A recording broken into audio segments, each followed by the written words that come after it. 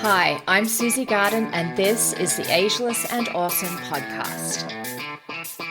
I'm an age-defying naturopath and clinical nutritionist, and I'm here to bust myths around women's health and aging so that you can be ageless and awesome in your 40s, 50s, and beyond. The Ageless and Awesome podcast is dedicated to helping women through perimenopause and menopause with great health, a positive mindset, and outrageous confidence. Hit subscribe or follow now, and let's get started. Hello, gorgeous one, and welcome back to another episode of the Ageless and Awesome podcast. I'm your host, Susie Garden, perimenopause naturopath, weight loss nutritionist, and fellow woman navigating this wonderfully chaotic phase of life with you. Maybe not always feeling wonderful. And today we're talking about something I know so many of you experience, and that's the dreaded 2 to 3 a.m. wake up. If you've listened to the podcast for a while, you know that I've had a massive struggle with sleep over the years. So I really wanted to record another episode about it. I was even speaking to one of my clients last week about this, and I thought, gosh, I've really got to put out another episode. So, you know, this dreaded 2 to 3 a.m. wake up, you know it. 1 minute you're deep asleep, the next you're wide awake. Sometimes your heart might be racing. Sometimes your brain is just switched on like you've had a long black. And often there's just no chance of drifting back off to sleep quickly. And you might be lying there thinking about the day you've had the day before, worrying about decisions you've made, worrying over decisions you need to make, worrying about what's going to happen the following day. Or sometimes it's just lying there thinking, why is this happening? You know, what's going on? Why can't I sleep? Why does it always happen at this exact time? Well, you know what? It's not you. It is your hormones and your stress chemistry doing a very predictable dance. And today I'm going to break down exactly what's happening inside your body between 2 and 3 a.m., why this is so incredibly common for women in perimenopause and often post-menopause as well, and what you can do starting tonight to reclaim your sleep. And at the end of this episode, I'll share how I support women in my programs to fix these sleep disruptions, to balance hormones, to get your energy back, and if it's your goal to hit your ideal weight as well. So stay with me, because this is going to answer so many of your "why is this happening to me" questions. All right, so let's start with the basics of why this happens. Almost every woman in perimenopause will experience some version of sleep disruption. And one of the most common patterns is waking up in that kind of 2 to 3 a.m., maybe a slight variation there, but that's kind of roughly the time period. And here's what most women aren't told. This isn't random, okay? Your body is not malfunctioning. You didn't forget how to sleep. This wake up is part of a hormonal chain reaction that goes a little something like this. So firstly, there's these cortisol changes that can happen in perimenopause. So as the estrogen is fluctuating and eventually declines when you get into menopause, your cortisol becomes more sensitive. You produce more of it. You stay in a stress state for longer. Think of it like your stress thermostat has become faulty and so it fires too easily. And cortisol and estrogen share some pathways together. And when cortisol is elevated, your estrogen can swing up and down more rapidly or dramatically. And this is why you can feel perfectly normal 1 week and then overwhelmed and emotional the next. And that can happen day to day, hour to hour sometimes, or so it feels like.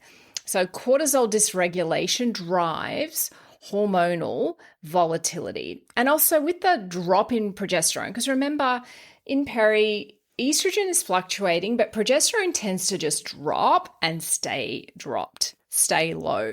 And progesterone is very beautifully calming to our brain. And that loss of progesterone really can destabilize our stress response. And so again, this cortisol and adrenaline can get released when prior to this hormonal kind of dysregulation we experience happened, it wasn't happening like that. We were way more able to manage it. Another factor that's involved is our blood sugar, okay? Estrogen plays a big role in keeping blood sugar stable. And when estrogen is low or is fluctuating, which is basically the definition of perimenopause, your blood sugar becomes far more likely to crash. And this, my friend, is the key to the 2 a.m. wake up. Your overnight blood sugar can just drop too low. So here's what happens. You go to sleep. Your blood sugar falls, as it should, because when we're sleeping, our blood sugar does get held at a slightly lower level because we're sleeping. We're not needing to use a lot of glucose. So in perimenopause, this blood sugar drop can actually drop too low. And your brain will perceive this as a threat, even though you're asleep. You've still got all these little monitoring systems going on in your body. So you start slipping into this low energy state, which the brain perceives as a threat. So your body does what it's designed to do. It's to keep you safe. It fires a surge of adrenaline to bring your blood sugar back up quickly. It's part of your stress response. And it's this adrenaline that can startle you awake. So you get the heart might be racing, it might not. Mind switched on, feeling wired but tired. And this is why, or one of the reasons why, it's almost always at this same kind of time. These adrenaline rhythms peak between 2 and 4 a.m. And this is not anxiety. It's not your mind being restless. This is your blood sugar dropping caused by a cortisol estrogen imbalance. Okay. So once you understand that, it kind of makes sense. And if we look at, why does this happen more in perimenopause? There are 4 big reasons that perimenopause sets the perfect stage for this pattern. One is estrogen becomes a roller coaster. So when estrogen drops, blood sugar becomes less stable, cortisol rises, and adrenaline surges, and it becomes this loop. Number 2, your stress response is heightened. So your nervous system is more reactive in perimenopause because we've lost that calming effect of the progesterone, and estrogen also has a calming role too in the brain. So your nervous system is more reactive, and a mild stressor now triggers a much bigger response. And this can be work stress, it can be emotional stress, it can be if you haven't been eating enough, it can be if you're over-exercising, alcohol intake, even just your natural nighttime blood sugar shifts because your stress response is heightened, and we know this, then you can get this trigger of adrenaline that wakes you up. And let's just address this under eating. Sometimes you're under eating without realizing it because so many women over 40 unintentionally skip meals, eat light dinners, avoid carbs because they're trying to manage their weight, fast, try to be good in inverted commas with food.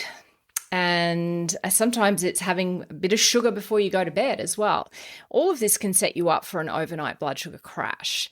And you're not imagining it. You may have been able to get away with it for a while, but you can't get away with it anymore when you hit peri. Your metabolism changes, your liver is changing, it's under a bit more load, your cortisol rhythms change.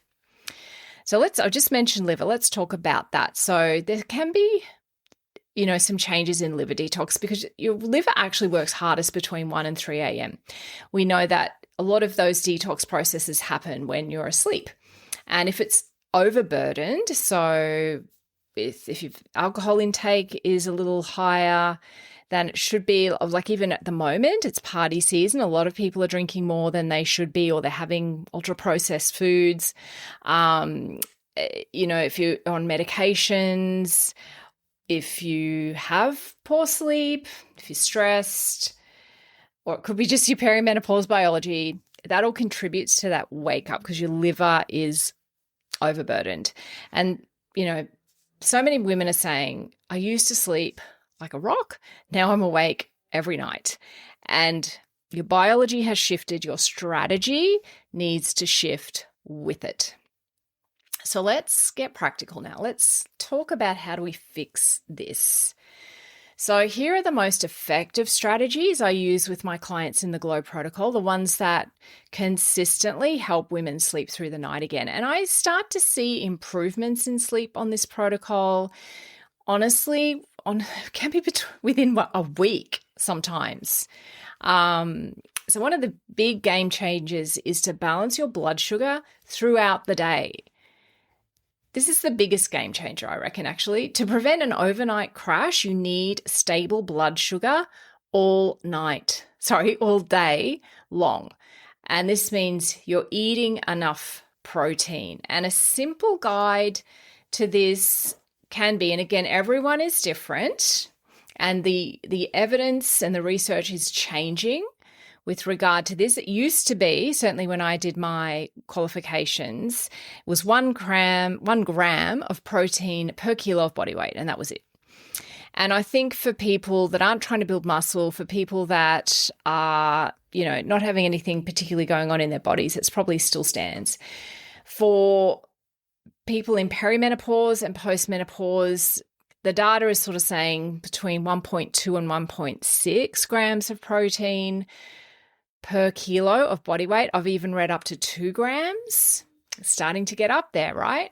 So eating enough protein is important. And in my program, I can, through using your blood biochemistry, using your weight, your way you distribute your weight, a whole bunch of things, I can work out how much protein is the right amount for you. Eating regular meals, okay? Not skipping meals, not skipping out on lunch and just working through, not skipping breakfast. These meals are really important for managing blood sugar. And this is why I say to a lot of people, and I have a lot of women that have tried intermittent fasting and they're still coming to me because they've hit a plateau in their weight loss, or they're just not feeling great. And we know that women really need to be fed. A lot of the research on intermittent fasting has been done in men. It's not necessarily the right strategy for every woman, particularly in peri and post-menopause. Some people have great results with it, but it's not for everybody. And I find women generally do way better eating 3 meals a day at regular times. They go way better with that than with fasting, from an energy point of view, from, how they feel in their bodies, from continuing the weight loss, if that's the goal. Another thing to prevent an overnight blood sugar crash is including slow carbs at dinner. So, you can do this with your veggies. You can have quality bread, like rye bread is a really good one. There's just stuff that's going to slowly release energy, so that you're getting that energy during the night when you're sleeping. And also reducing your caffeine after midday. I mean, I think that's a fairly obvious one, but at least 6 hours before you plan to go to bed should be when you're avoiding caffeine like the plague. Because if your daytime blood sugar is unstable, an example of that is if you're getting that afternoon crash or afternoon slump in energy, if your daytime blood sugar is unstable, your nighttime blood sugar will be too. Stay with us. We'll be right back. How would you like to have increased energy, balanced hormones, glowing skin, and your ideal weight in just 3 months? Sounds awesome, right? Imagine having your very own hormone balancing and weight loss strategy totally personalized to you based on your body biochemistry to release excess weight, say goodbye to pesky perimenopause symptoms, and decrease inflammation in your body, which of course leads to decreased inflammaging. That's right, ladies, there are age-defying benefits as well. Oh, and of course, you have me at your fingertips for expert support so you never feel stuck or confused. I love supporting women on their weight loss journeys, and I've packaged up the award-winning Metabolic Balance Program with my signature hormone management system, giving you the Glow Protocol. This 12-week one-to-one coaching program is you and me, nailing down your health and weight loss goals, creating your personalized plan using your blood tests, a thorough health assessment, and your food preferences. And then we get started with me supporting you every step of the way. Even if you've tried everything, even if you have resistant weight and complex medical conditions, the power of personalized nutrition, mindset coaching, and my support is transformational and gets results. And I'm not even exaggerating, even if I do say myself. So if you're ready to embrace feeling like your younger self again, lose excess weight, manage health conditions, and regain your confidence, you can just book your peri-weight loss assessment at the link in the show notes or DM me at the perimenopause path. I would love to help you. So if that's you, if you're getting an afternoon slump every day, reaching for a coffee at about 3 or a snack, and you're finding your sleep is also disrupted, it's highly likely it's a blood sugar driven situation. All right, another tip is to manage cortisol before bed. Big one. It can be super simple. It can be avoiding screens. So not opening your work email just before you're about to jump into bed. I've got a fairly strict rule. Occasionally, I think I've been a bit soft on it lately. I need to reinstitute it. Is from 6 o'clock onwards, no screen at all. So managing cortisol before bed can be as simple as some breath work, and that's just deep breathing. Or if you have some breath work techniques that you like, I absolutely encourage that. It is good to have specific techniques, but even just simply deep breathing is going to be helpful. Having a really good quality magnesium, a magnesium glycinate in particular, can be really good for sleep. Having a warm shower can sometimes be helpful, or a nice relaxing bath if you have a bath, some stretching, maybe even like some gratitude practice. So that can be a journal, or you could just be saying it, just saying 3 things that you're grateful for that's happened that day. Can be just really, there's actually research that supports this for reducing cortisol. Sometimes having a relaxing herbal tea blend can be lovely, or journaling out any sort of stressors, any sort of issues that are going on for you, just getting them out of your head and onto a page, and then shutting that book down, get it out of the way. That can be really helpful. So anything that's going to lower your stress response before bed will reduce that adrenaline surge at 2 a.m. This is actually pretty important. Next one is alcohol. Yes, limit alcohol to 1 to 2 nights a week, if at all. There are, alcohol is one of the biggest triggers of the 2 to 3 a.m. wake up, because it alters liver detoxification. It destabilizes blood sugar. There are so many fantastic alternatives to alcohol. I went to my gym Christmas party on the weekend, and I took some non-alcoholic G&Ts, and they were fantastic. And I felt great. Like, I felt really good. I still felt like I was, enjoying myself and not just sipping water. These are really, low calorie, good options to have when you're in a situation where everyone around you is drinking. So, and I was so pleased with myself. It's the first time I've actually done that. Normally I would just drink water, but I've just discovered this new thing and I wanted to try them out. And it felt really good. Limiting alcohol to 1 to 2 nights per week at the most. And I know it's hard, particularly we're in party season right now. So really think about prioritizing which events am I going to drink at? Which events am I not going to drink at? And honestly, these days, there seems to be a much better acceptance of not drinking and respect for people who are saying like, nah, I'm having an alcohol-free day today. I think your body and your mind will absolutely thank you for it. Also, protein at breakfast. Starting the day with protein keeps your cortisol curve stable. And if you can keep that stable during the day, that will carry into the night. And so I think a lot of people realize now that just having breakfast cereal or having toast is not enough at this stage of life, probably not at any stage of life, really. Stay away from the orange juice, stay away from the cereal and the low-fat dairy, starting the day with, a protein source. That could be, it could be anything. You could even, I've got clients that on their programs, they're having like leftover roast chicken for breakfast with some veggies and toast. And that can be a really good option. Or having some rye toast with some mozzarella cheese and some, I don't know, tomato and baby spinach or something like that. Having a protein smoothie, having eggs. Starting the day with protein is key. It really sets you up for a good day, or not a good day if you don't start with protein. And working on nervous system regulation is another one. So not just at night, I already talked about at night, but working on nervous system regulation is huge in peri.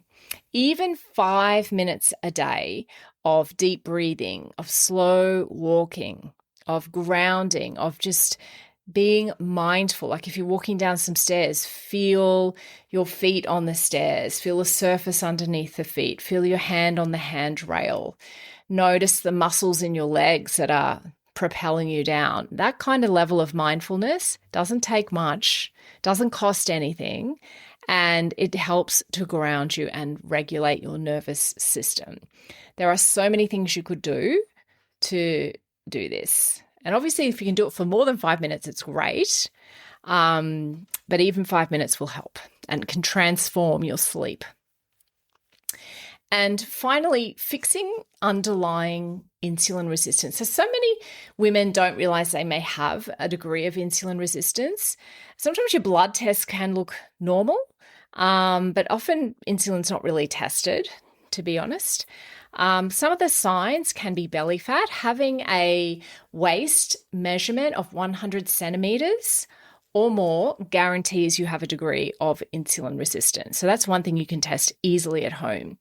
If you have afternoon energy dips, if you have sugar cravings, if you feel shaky or sweaty when you're hungry, if you have poor sleep, all of those things can be signs of early insulin resistance. And honestly, once you're over 50, you're going to have a degree of it, unless you're very good with managing your food intake and your body weight. And balancing insulin is key for hormone balance and deep sleep. Super, super important. So how do we fix this? And how do I help women fix this? So if you're listening to this and thinking, yes, this is me, this is exactly what's happening, you're not alone and you don't have to figure it out by yourself. This is exactly the kind of issue I help women solve inside my Glow protocol. Women come to me saying, I haven't slept through the night in years. For some women, it's since they had kids. I feel wired but tired. I'm doing everything right. I'm still exhausted. Within weeks, as I mentioned before, not months, just weeks, their sleep starts to stabilize, because when you balance blood sugar, when you regulate cortisol, when you personalize your nutrition and support your hormones, your body finally feels safe enough to stay asleep and you don't get those adrenaline spikes anymore. So inside the Glow protocol, which is a one-to-one program, we create a structured, personalized plan to fix this at the root cause. It is not about a temporary hack. It's about teaching your body how to feel safe again, metabolically, hormonally, and emotionally. So, if you're ready to get support, and I mean real personalized support, so you can sleep deeply, you can wake with energy, you can lose weight sustainably and feel calm in your body again, then I would love to invite you to book in a free peri weight loss assessment. I'll look at exactly what's going on with your hormones, your metabolism, your mood, your sleep, whatever it is that's going on for you, and I'll help you map out your next steps. The link's in the show notes. I'm doing these all the way up until Christmas break. If you're thinking, I might start, a New Year's resolution, start something in January, then you need to kind of plan it now so that you've got your plan ready to go for 1st of January or for early January. So that's it for this week. Thank you so much for being here, for listening. I hope this episode helped you understand your body a little more and feel a little less alone.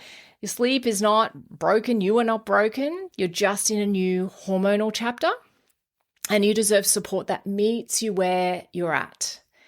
If you loved this episode, please follow the podcast, leave a quick review. I love that. Or share it with a friend who's been waking up at 2 a.m. every night. Sure, thank you. So until next time, take care.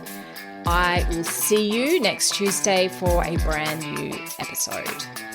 Thanks so much for joining me on the Ageless and Awesome podcast. If you liked this episode, please make sure you click the little plus button if you're on Apple Podcasts, or the follow button if you're on Spotify, so that you get each new episode delivered to you every single week. If you feel like writing me a 5-star review, you would absolutely make my day. If you found this episode resonated with you, head over to my Instagram and DM me at the perimenopause path. I would love to connect with you.